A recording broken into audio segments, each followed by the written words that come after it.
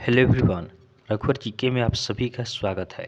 आज हम लोग सीटेट एग्जाम 2022 में पूछे जाने वाले सीडीपी अर्थात चाइल्ड डेवलपमेंट एंड पेडागोजी के टॉप 20 क्वेश्चंस का डिस्कशन करेंगे, जो आपके एग्जाम के दृष्टिकोण से काफ़ी इंपॉर्टेंट सेशन रहने वाला है। तो आप वीडियो को अंत तक देखें और वीडियो पसंद आए तो चैनल को सब्सक्राइब जरूर करें, ताकि आगे आने वाले क्लास का नोटिफिकेशन आपको मिलता रहे। तो चलिए आज का क्लास हम स्टार्ट करते हैं। हमारा पहला प्रश्न है, विकास आंतरिक एवं बाह्य कारणों से व्यक्ति में परिवर्तन है। यह कथन किसका है? विकास क्या है? तो विकास आपका आंतरिक एवं बाह्य कारणों से व्यक्ति में यह परिवर्तन होता है। यह कथन किसका है? तो ऑप्शन ए हमारा है जॉन डेवी का, ऑप्शन बी है हर्बर्ट स्पेंसर का, ऑप्शन सी है अरस्तु का और ऑप्शन डी है रॉस का। तो विकास आंतरिक एवं बाह्य कारणों से व्यक्ति में परिवर्तन है, यह कथन आपका अरस्तु का है। तो ऑप्शन सी हमारा सही आंसर हो जाएगा। नेक्स्ट क्वेश्चन को देखते हैं। विकास परिवर्तन हो सकता है, विकासात्मक परिवर्तन हो सकता है। तो विकासात्मक परिवर्तन किस प्रकार का होता है? तो एक नंबर में दिया है मात्रात्मक हो सकता है, 2 नंबर में है गुणात्मक हो सकता है, 3 नंबर है बहुआयामी हो सकता है और 4 नंबर है व्यक्तिगत हो सकता है। तो ध्यान से हम देखें तो आपका विकासात्मक जो परिवर्तन होता है, विकास संबंधी जो परिवर्तन होता है, वह आपका मात्रात्मक भी हो सकता है, गुणात्मक भी हो सकता है, बहुआयामी भी हो सकता है और व्यक्तिगत भी हो सकता है। तो हमारा सही आंसर क्या हो जाएगा? सही आंसर होगा ऑप्शन डी, 1, 2, 3 और 4 सभी प्रकार के आपका विकास संबंधी परिवर्तन है। तो चारों हमारा आंसर हो जाएगा। नेक्स्ट क्वेश्चन को देखते हैं। अगला प्रश्न है, मानव का विकास निम्न में से किस पर निर्भर होता है? मानव का विकास किस पे डिपेंड करता है, यह हमें बताना है। तो ऑप्शन ए है उसकी बुद्धि पर, ऑप्शन बी है उसके वातावरण पर, ऑप्शन सी है उसकी वृद्धि पर और ऑप्शन डी है उसकी वृद्धि वातावरण से मिलने वाली परिपक्वता पे। तो मानव विकास यह किस पे डिपेंड करता है? तो मानव विकास आपका मानव के वृद्धि तथा वातावरण से मिलने वाली परिपक्वता पे डिपेंड करता है। तो ऑप्शन डी हमारा सही आंसर होगा। नेक्स्ट क्वेश्चन को देखते हैं। अगला प्रश्न है, किस अवस्था में घनिष्ठ मित्रता की प्रवृत्ति पाई जाती है? किस अवस्था में घनिष्ठ मित्रता की प्रवृत्ति पाई जाती है? कब बच्चे आप अपनी मित्रता को क्या करते हैं? घनिष्ठ कर देते हैं, मजबूत करते हैं। तो ध्यान देंगे। ऑप्शन ए है किशोरावस्था, ऑप्शन बी है बाल्यावस्था, ऑप्शन सी है शैशवावस्था, ऑप्शन डी है इनमें से कोई नहीं। तो बच्चे मित्रता को कब मजबूत करते हैं? तो शैशवावस्था तो इसमें कर ही नहीं सकते हैं। बाल्यावस्था में क्या होते हैं? बच्चे आपका मित्र तो बनाते हैं, लेकिन आपका पक्का मित्र नहीं बनाते हैं। इसमें क्या होता है? इसमें झूठा मित्र बनाते हैं बाल्यावस्था में। हमारा सही आंसर होगा ऑप्शन ए किशोरावस्था। किशोरावस्था में क्या होता है? बच्चे अपना घनिष्ठ मित्रता बनाते हैं, वह मित्रता आपका हमेशा के लिए होता है। तो ऑप्शन ए हमारा सही आंसर है। अगला प्रश्न है, विकास के संदर्भ में निम्न में से कौन सा कथन सही है? विकास के संदर्भ में इनमें से कौन सा कथन सही है? तो ऑप्शन ए है बाल्यावस्था में बालकों में केवल परिमाणात्मक परिवर्तन देखने को मिलते हैं। ऑप्शन बी है विकास कभी भी प्रासंगिक नहीं हो सकता। ऑप्शन सी है विकासात्मक परिवर्तन की दर अथवा गति में उल्लेखनीय व्यक्तिगत अंतर हो सकते हैं। और ऑप्शन डी है विकास की प्रक्रिया शैशवावस्था से मृत्यु पर्यंत चलती रहती है। तो विकास के संदर्भ में इनमें से कौन सा कथन सही है? तो हमारा सही आंसर हो जाएगा ऑप्शन सी कि विकासात्मक जो आपका परिवर्तन होता है या इसका जो दर है विकास संबंधित, यह आपका व्यक्तिगत अंतर हो सकता है। हर एक व्यक्ति में क्या होता है? विकास अलग अलग तरीके से होता है। नेक्स्ट क्वेश्चन को देखते हैं। अगला प्रश्न है, विकास की प्रक्रिया में डैश जीवन मूल्यों, व्यक्तित्व, व्यवहार इत्यादि के विकास भी शामिल हैं। विकास की प्रक्रिया में डैश जीवन मूल्यों, व्यक्तित्व, व्यवहार इत्यादि के विकास भी शामिल हैं। तो 1 नंबर में हमारा दिया गया है दृष्टिकोण, 2 नंबर है स्वभाव, 3 नंबर है रुचि और 4 नंबर है आदतें।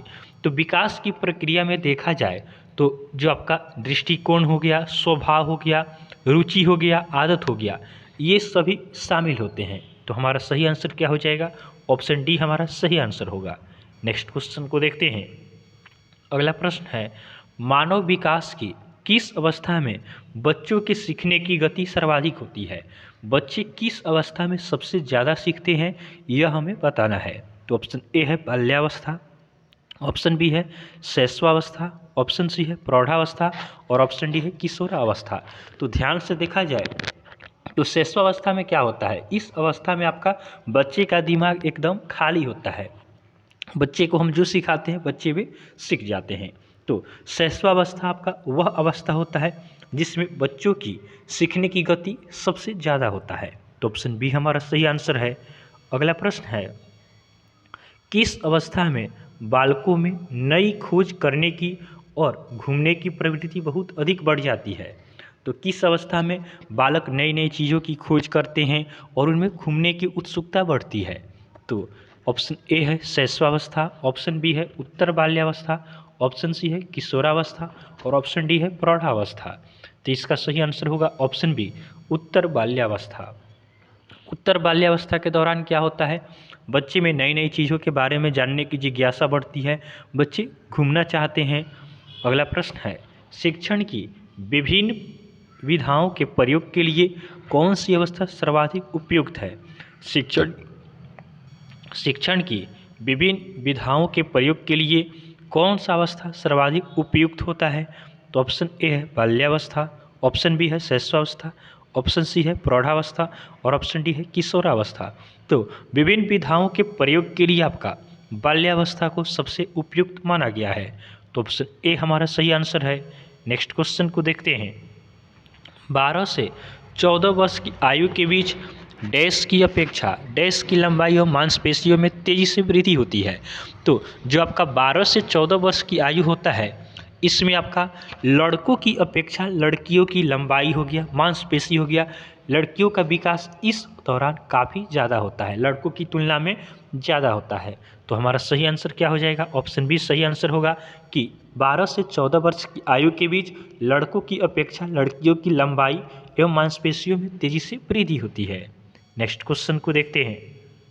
अगला प्रश्न है, 14 से 18 वर्ष की आयु के बीच डैश की अपेक्षा डैश की लंबाई और मांसपेशी तेज़ी से बढ़ती है, और आपका जो 14 से 18 वर्ष का आयु होता है, इसमें लड़कों की वृद्धि सबसे ज़्यादा होता है।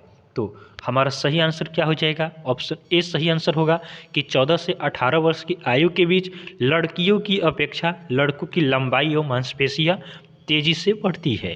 नेक्स्ट क्वेश्चन को देखते हैं। अगला प्रश्न है, बाल विकास में संवेदनशील अवधि क्या है? तो बाल विकास में सबसे संवेदनशील अवधि कौन सा होता है?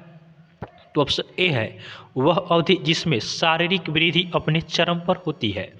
ऑप्शन बी है वह काल जिसमें केवल भाषाई विकास को गति दी जा सके। ऑप्शन सी है विशिष्ट क्षमताओं के विकास के लिए इष्टतम अवधि, और ऑप्शन डी है केवल संज्ञान और सीखने में तेजी से प्रगति से संबंधित अवधि। तो बाल विकास में संवेदनशील अवधि का क्या अर्थ होता है? तो संवेदनशील अवधि आपका क्या होगा? तो इसका सही आंसर होगा ऑप्शन ए कि वह अवधि जिसमें शारीरिक वृद्धि अपने चरम पर होता है। तो यह आपका क्या होता है, जो बच्चे का विकास होता है, शारीरिक वृद्धि होता है, यह आपका बाल विकास में सबसे संवेदनशील अवधि होता है। नेक्स्ट क्वेश्चन को देखते हैं। अगला प्रश्न है, विकास की कौन सी अवस्था में निम्न लक्षण समाहित हैं? ये लक्षण किस किस अवस्था में पाए जाते हैं? स्वतंत्रता की स्थापना, अस्मिता का विकास और मूर्त अमूर्त चिंतन। ये सभी आपका लक्षण किस अवस्था में पाया जाता है? तो यह लक्षण आपका किशोरावस्था में पाया जाता है। तो ऑप्शन बी हमारा सही आंसर होगा। किशोरावस्था में क्या होता है? बच्चे आपका स्वतंत्रता की स्थापना होती है, बच्चों में अस्मिता का विकास होता है और बच्चे आपका मूर्त और अमूर्त चिंतन करने लगते हैं। नेक्स्ट क्वेश्चन को देखते हैं। विकास की उस अवधि को क्या कहते हैं जब आत्मसात मानकों पर प्रश्न उठाया जाता है और अक्सर परिवार की तुलना में साथियों की राय बहुत महत्वपूर्ण हो जाती है? किस अवस्था में बच्चे आपका साथियों की राय काफ़ी ज़्यादा महत्वपूर्ण समझते हैं, साथियों की राय को मानते हैं? तो यह अवस्था कौन सी अवस्था होती है? तो यह अवस्था आपका किशोरावस्था होता है, क्योंकि हमने पिछले क्वेश्चन में देखा है कि किशोरावस्था वह अवस्था होता है जिसमें क्या होता है, बच्चे अपना घनिष्ठ मित्रता बनाते हैं, उनका मित्रता क्या होता है, काफ़ी मजबूत होता है। तो किशोरावस्था में बच्चे अपने साथियों की राय को काफ़ी महत्व देते हैं। नेक्स्ट क्वेश्चन को देखते हैं। अगला प्रश्न है, अधिगम एक डैश और डैश प्रक्रिया है। अधिगम किस प्रकार की प्रक्रिया है, यह हमें बताना है। तो अधिगम आपका एक जटिल और सक्रिय प्रक्रिया है। तो ऑप्शन सी हमारा सही आंसर होगा। अधिगम किस प्रकार की प्रक्रिया है, तो अधिगम एक जटिल और सक्रिय प्रक्रिया है। अगला प्रश्न है, बाल्यावस्था की अवधि में विकास। तो बाल्यावस्था की अवधि में विकास किस प्रकार से होता है, तो ऑप्शन ए हमारा है, बाल्यावस्था की अवधि में विकास में केवल परिमाणात्मक परिवर्तन होता है। तो केवल आपका परिमाणात्मक परिवर्तन नहीं होता है, अनियमित और असंबद्ध होता है। तो यह भी नहीं होगा। ऑप्शन सी है, धीमा गति से होता है एवं उसे मापा नहीं जा सकता। तो ये भी नहीं होगा। ऑप्शन डी है, बहुस्तरीय और मिश्रित होता है। तो ऑप्शन डी हमारा सही आंसर होगा कि बाल्यावस्था की अवधि में विकास आपका बहुस्तरीय और मिश्रित रूप से होता है। नेक्स्ट क्वेश्चन को देखते हैं। अगला प्रश्न है, निम्नलिखित में से कौन सा कथन विकास और अधिगम के बीच संबंध को सर्वश्रेष्ठ रूप से जोड़ता है। तो कौन सा आपका इसमें से विकास और अधिगम के बीच संबंध को सही रूप से जोड़ता है।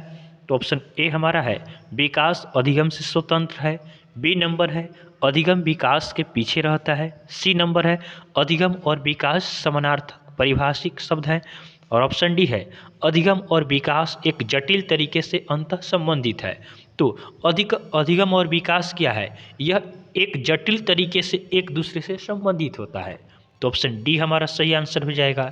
नेक्स्ट क्वेश्चन को देखते हैं। विकास शुरू होता है, तो विकास कब से शुरू होता है, तो विकास आपका प्रसव पूर्व अवस्था से ही प्रारंभ हो जाता है। तो ऑप्शन बी हमारा सही आंसर होगा।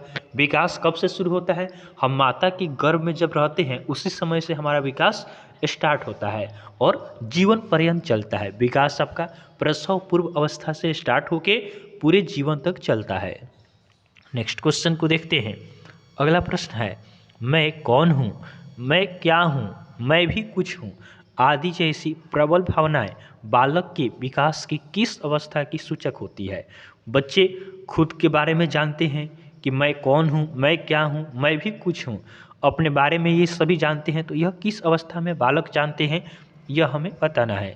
तो इसका सही आंसर होगा ऑप्शन ए, किशोरावस्था।